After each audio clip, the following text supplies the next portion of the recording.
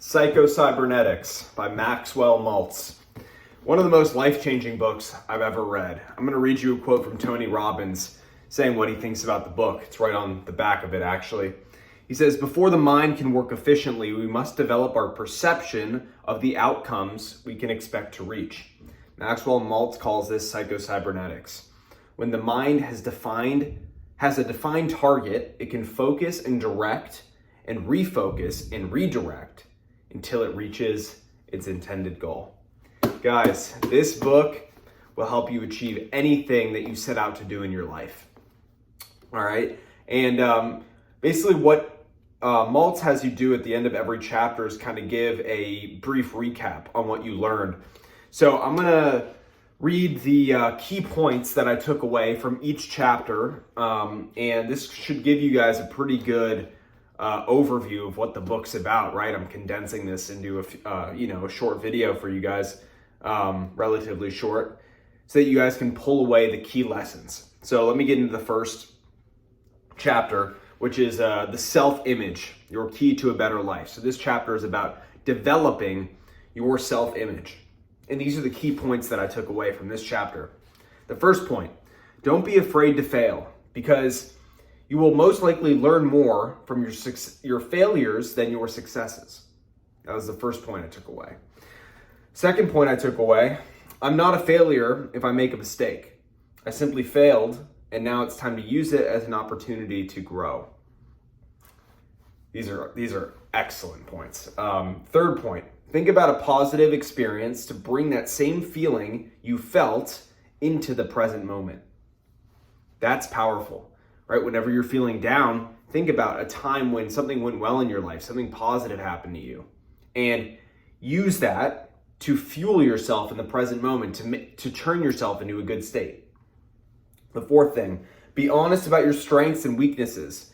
Seek help if needed in certain areas, right? We all have our own strengths and weaknesses. If we need help, we need to be willing to go out there and ask for it. We need to have the humility to do that, because we do not know, no one knows everything, and no one can be a master in everything, right? The final one, rather than being humiliated, you need to embrace your stories and your hardships, right? And then after that, I gave a nice long, paragraph review of how these principles have manifested themselves in my life. But these are private to me, the ones, these paragraphs that you write at the end of every chapter. Once you get the book, you'll know what I mean. So let's go to the next one, which is discovering the success mechanism within you.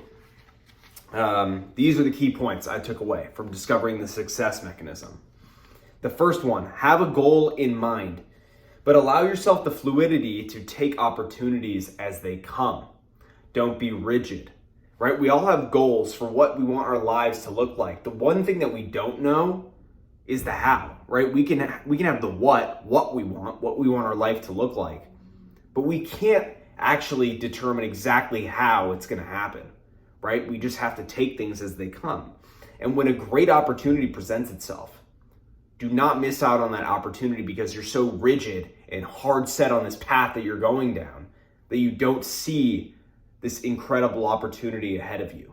Just like Jeff Bezos, working an incredible corporate job, making a ton of money, well, not incredibly high paying, right? And he would have gone down the path and become a millionaire that way.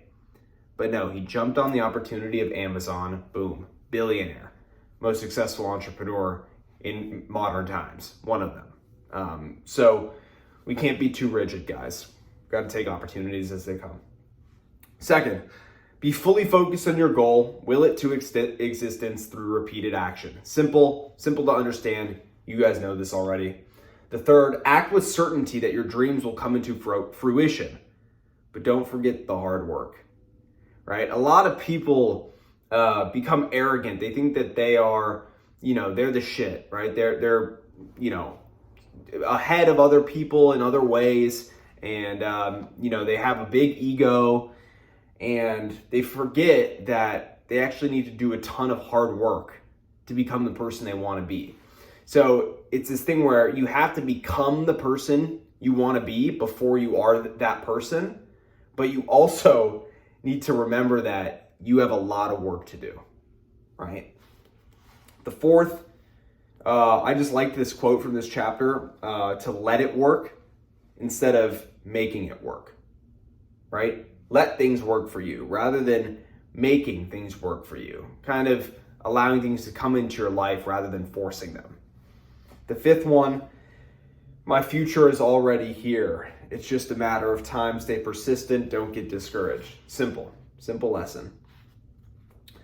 So the next one we're going to go to, guys, is the power of imagination. Imagination is an incredible tool that you can wield to your benefit. These are the key points I took away from this chapter. Picture where I will be in the future and make the events as detailed as possible, right? Be detailed in what you want your life to look like, right? When we have a vague vision, right? We have a vague vision for our life, then it's going to be hard for us to get there, guys. We need to have a clear-cut portrait of what our life is going to look like.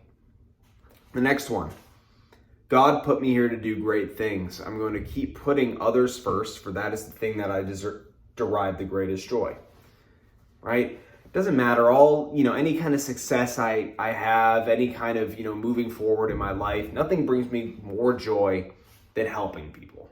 Honestly, like when I, give food to someone on the street who is struggling, or doing any kind of thing like that, that is when I feel the most happy. That totally can make my week or month or year, something like that. So keep putting others first. Third, don't put too much strain on yourself. Your unwavering desire will do that for you. That's good. That gave me something to think about today. That's great. And then the last one today. Oh, so this is how I was thinking at the time. Today I'll get back in the habit of visualization. I will see myself exactly as I want to be. And I think I needed that reminder now as well. So yeah, that's the power of imagination, guys. Next one, dehypnotizing your false beliefs, right? So getting yourself out of that bad state of that idea that you can't achieve anything, right? Getting yourself out of that, right? Into a state where you always believe that you can do whatever you set your mind to. First thing, put aside 30 minutes a day to envision your goals in the clearest way possible. You might say, oh my God, 30 minutes a day? I have to do that much? Yeah, I mean, you can do a little less, 15 minutes, but have that time, block that time where you're really sitting there and saying, okay, this is what I want, envisioning your dreams, and that's how you're gonna make it happen, guys. By constantly reminding yourself of the person you want to become and envisioning what you want. Second, I'm not trying to be like anyone else. I am my own person and I will forge my own destiny. Don't copy people, guys. Don't copy people. Model what people do, right? I love this one quote where it's, you model the what, not the how, right? So a lot of people are like, okay, I want to become like this person. And then they read their life story and then they try and do exactly the same things that person did, right? Whereas you need to forge your own path. So the what, not the how. Third, never tell myself I can't do anything. If I do feel that I can't do it, then change that. That's good. Self-explanatory. Do not try to climb out of an inferiority complex or try to have a superiority complex. Yeah, that's so true, man. And then last, keep the pictures of my goal in mind. See, guys, a lot of this stuff is repetition, but you're going to see that after reading this book, Maxwell Maltz wants you to do a lot of repetition because this is so important to constantly remind yourself. All right, the next one, how to utilize the power of rational thinking. First point I took away. You will be unhappy if you focus on past mistakes. I must forgive myself for all I have done wrong and move forward in life. So true, guys. I used to hate myself for the mistakes I made in the past, and it brought me down so much, ruined my life for a long time. And then I finally realized, all right, you know what? What happened, happened.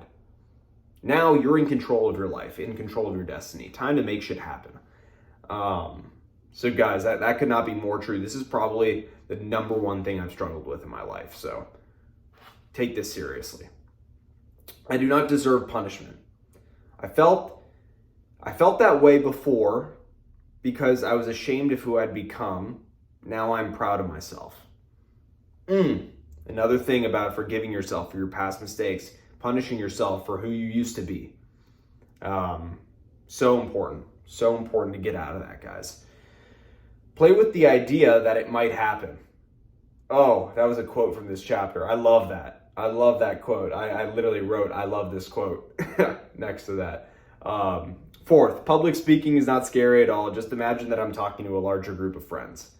Public speaking, such an important skill, guys. That is how we get across our ideas. If we're a powerful speaker, then we can really influence crowds and we can, really inspire change in the world. And then last, focus on what I want, not what I don't want. Reflecting on that point, I don't know about that. After reading that, focus on what I want, not what I don't want. I think it is also important to focus on what you don't want. So I'm going to actually contradict what I said there. This was my past self who wrote all this stuff. So, and I learned a lot of stuff along the way. I think focusing on what you don't want is just as important, actually. So don't listen to that one. Yeah, my old self was wrong. All right, guys. Next is relax and let your success mechanism work for you. 5 points I took away. Do not try to do too many things. Focus on one thing at a time. I'll be far more productive that way. That's just a fact. Self-explanatory. Follow that, guys. Next, don't think about what I'm going to do tomorrow in the present. Focus on the present moment. Again, self-explanatory. Focus on the present, guys. Don't get lost. Don't get lost in all these things that you have to do. Oh my God, I have to do this, I have to do that. No, get done what you need to get done today. Focus on the other stuff tomorrow. Worry before making a decision rather than worrying after a decision has been made. At that point, let it go. That's good. That is so good. Yeah, guys, that's such good advice. Wow. Fourth, do not obsess about where I want to be financially. Focus on the process and it'll eventually come. The only way to become successful financially, to get the tip of the top in your field, right? To gain massive wealth. Wealth comes from being the best at what you do. To become exceptional first, that the rest of the money and everything else will come. Last, try to stay relaxed at all times, right? Do not feel anxious or that I'm not doing enough. Your body and mind are very connected. So if you can stay in a relaxed state in your body, your mind will be in correspondence with your body.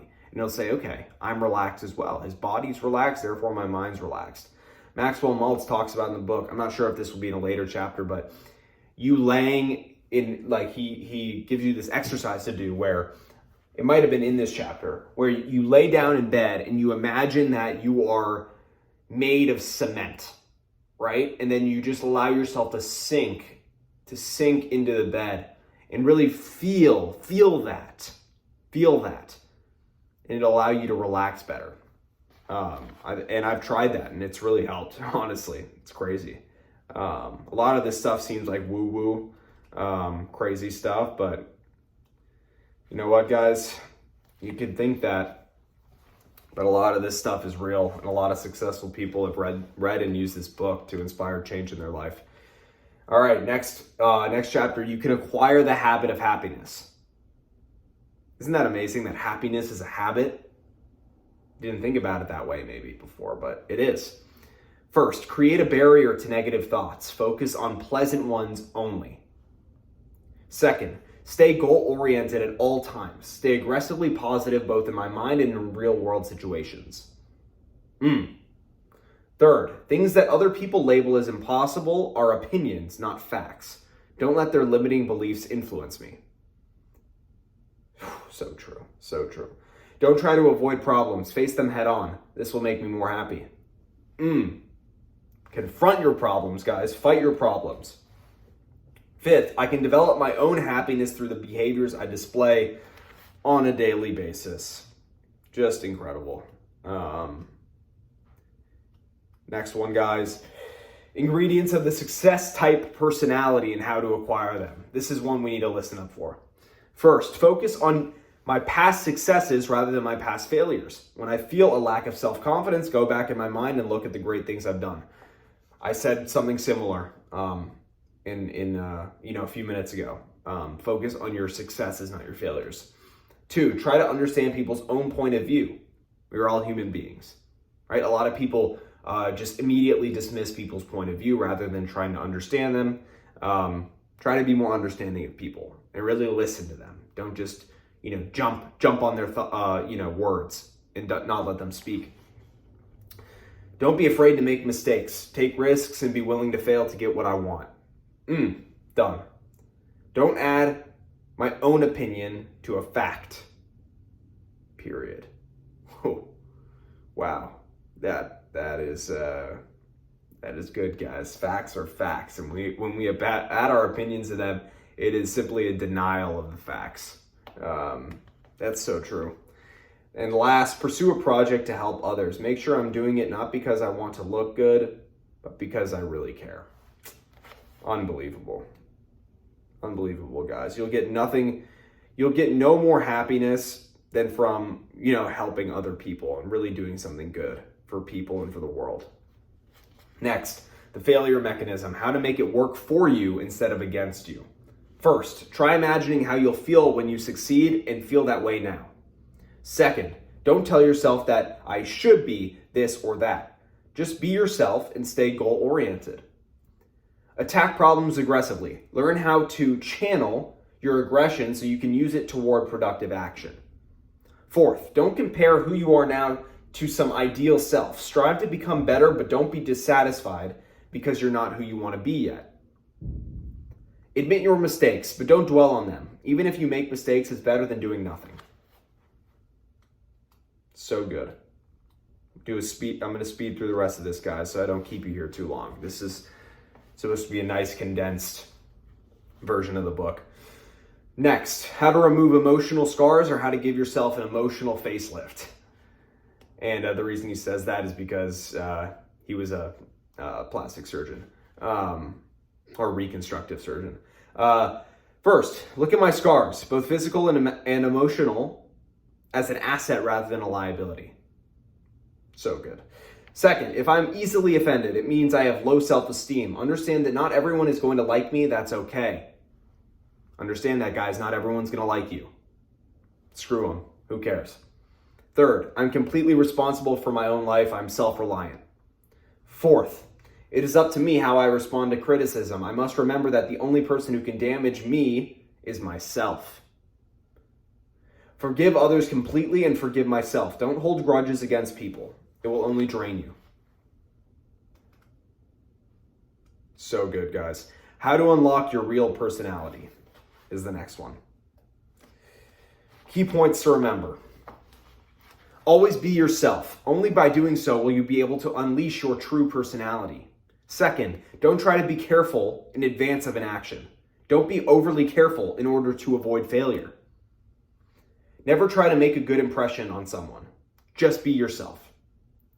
Don't care about how others may feel about you and their judgments towards you. Last, channel your anger for good purposes.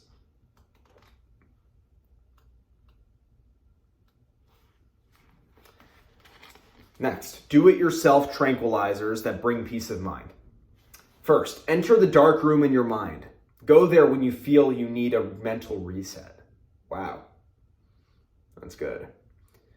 Second, don't respond emotionally to something that is only in your imagination. Third, if I find that the way I respond is knocking me off course, then try not responding at all. Fourth, think of actual steam rising out of your head when you were stressed out. Fifth, give all of your attention to what is happening in the moment. Wow, really good. How to turn a crisis into creative opportunity. Oh man, this is one of my favorites. Oh, I wrote a lot for this one too.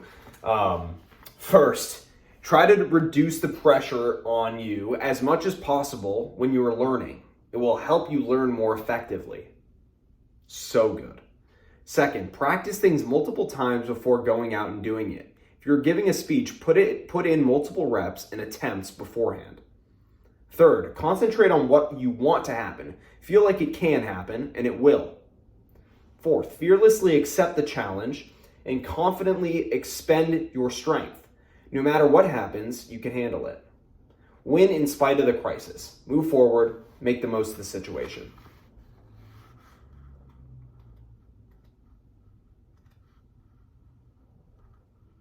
All right, guys, next, how to get that winning feeling. First, don't dwell on your past failures. If you do, you'll experience the feeling associated with that failure in the present. Already mentioned this multiple times. Repetition is important. You need to keep reminding yourself of that. Second, keep your goals in mind. Act like it is a fact that you'll get there. Third, remember the way you felt when you won something. Use that feeling again and again as you work toward accomplishing your goals. By succeeding in little things, I'm setting myself up for succeeding with the big things. Fifth, remind yourself that your dream could happen. Remember that it's possible, and never give up on your dream. Next,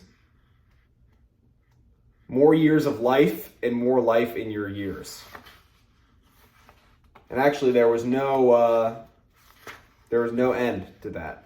So, no key points at the end of that chapter. So, guys, that is Psychocybernetics condensed into 22 minutes. Guys, go get the book.